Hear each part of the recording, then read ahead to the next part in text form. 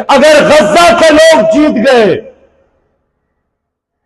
ये हकीकत में आलमी इस्लाम की कामयाबी होगी। गजा के लोग जीत जाते हैं, ये सकूत बोगदाद का, ये सकूत गरनाता का, ये सकूत समरकंद और बुखारा का जवाब होगा।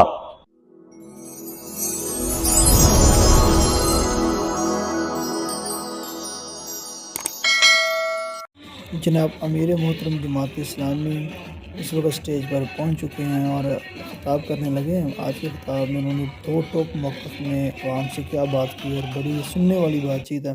और ख़ास तौर पे फ़लस्तीन का जो मौक़िफ़ है, एक मुसलमान का मौक़िफ़, इसके ऊपर यही होना चाहिए। लेकिन खुदा न ख्वास्ता ये हार गए तो इसराइल का कदम